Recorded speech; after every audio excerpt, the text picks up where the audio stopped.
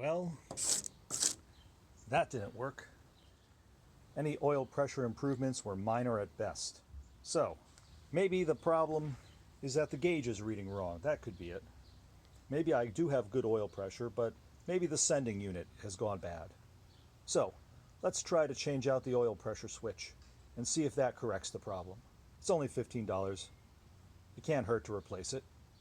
All right, to access the oil pressure sending unit, in principle you could get at it without removing the oil filter, but it is so much easier if you do remove the oil filter. Now let's put some light up near the oil pressure sending unit itself. And in fact, there's two of them. The one terminal sending unit is the one that is designed to measure oil pressure. It has a terminal you can wiggle off with great effort. There we go. To remove the oil pressure sending unit, 9/16" wrench on the flats of the oil pressure sending unit is all it takes to remove it. Let me wipe around here so I don't get any junk in that oil pressure port. All right, let's take that switch out. Or more properly speaking, take the sending unit out. It's a pipe thread, so at a certain point it'll get loose when the taper no longer has a compression fit. All right, that's the old sending unit. Doesn't look too bad. And again, I'm not hopeful that this is going to change anything. This could be merely wishful thinking. Let's compare the new sending unit to the old sending unit. The new one appears about identical to the old one in both size, construction, especially the size of that electrical connector tab. You want to make sure that's compatible. Double check that the threads are the same. They're both 1/8" national pipe thread. The new one already includes some sealing tape on the thread, so you don't have to add that. If yours doesn't, then you want to add some Teflon tape around the threads. That's it. Let's see if this new one gives a better gauge reading. So get the gauge started by hand. Once it starts threading in, you can tighten it down. This one, like the original sending unit, takes a 9/16" wrench on the hex fitting right there on the stem, and just tighten it down until it's at about the angle you want. You don't want this wire touching the exhaust manifold, so it's going to come off at an angle like that. I'm going to route it under this wire that goes to the choke oil pressure switch. That way it's not going to bounce up and into the exhaust manifold, shorting out and melting. There we go. Now let's put the oil filter on, go up and start the engine, see what oil pressure reading we get. All right, let's take a look at the pressure. I've gotten it up to temperature. At a hot idle, it's about 20 psi. I put in the gear, it's about 10 psi, 12 psi. I give it a rev.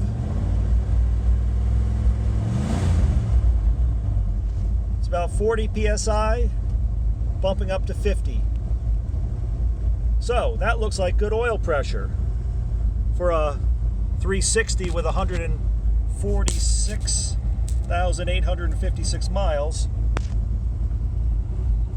But is that the real oil pressure? Well, the way to check for that is with a pressure tester. So come along, we'll take out this sending unit, put in a pressure tester, and check the actual pressure of the engine oil with a mechanical gauge. What I am going to use to test the oil pressure is an oil pressure test kit. This kit from OTC, the 5610, actually has two gauges. A low pressure gauge for testing oil pressure up to 100 pounds, and a high pressure gauge for testing transmission line pressures. Kit's about $62 from Amazon. I'll put a link in the description below. You need the kit. You need a 5/8 and 1/2" wrench for attaching the fittings, and you need some Teflon tape to seal up the fittings. The OTC test kit comes with adapters, and I'm going to use this 1/8" elbow adapter because the pipe fitting on this junction block here, the pipe fitting is for an 1/8" pipe fitting. I've got Teflon sealant around the threads. Now that I've hooked up that adapter, and the reason I want to hook up the adapter is I don't want a hose coming right up headed toward the exhaust manifold. You don't want that hose to be rubbing against something hot or something moving.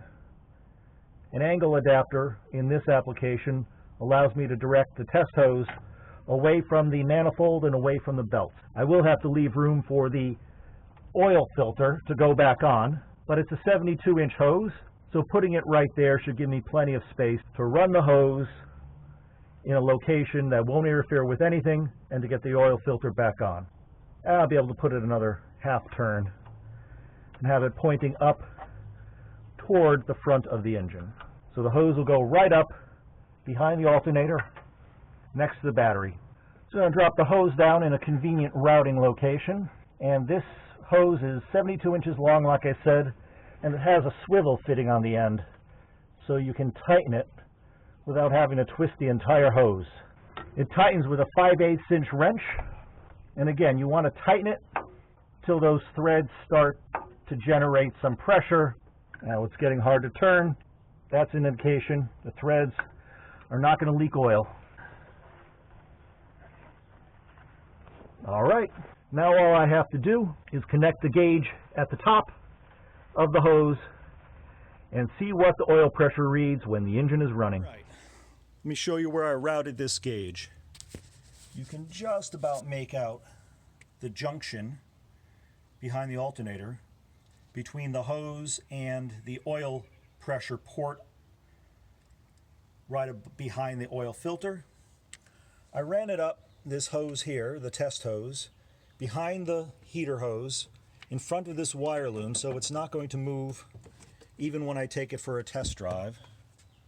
And then I'm going to start it up and we'll see where the oil pressure reads. On cold startup, it normally read about 40 degrees, raising up to 50 when I rev the engine.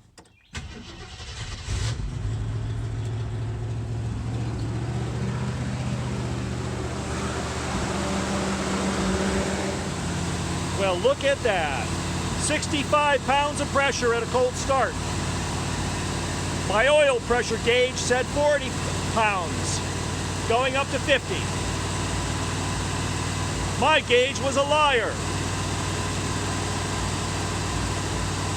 Let's take the truck for a test drive and see what the pressure ends up being.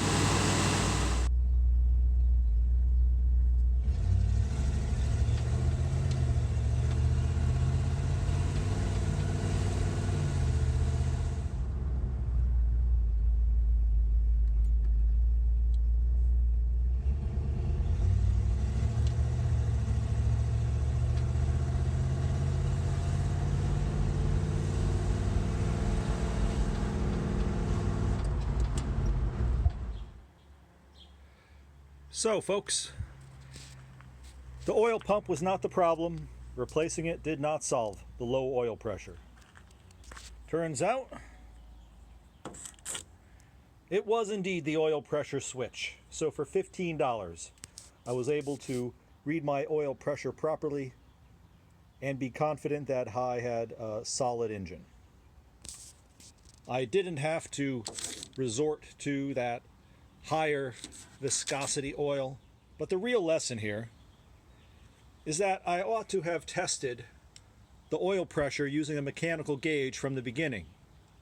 Otherwise, I was just guessing. Had I tested with a mechanical gauge at the beginning, I wouldn't have had to replace the oil pump. I would have been able to go straight for the oil sending unit. So that's it.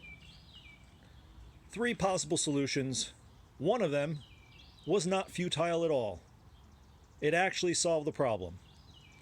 Well, there wasn't really a problem. It solved the apparent problem by giving me a genuine reading of the oil pressure in the engine. That's it. I hope you found some of this helpful. Good luck with working on your own car.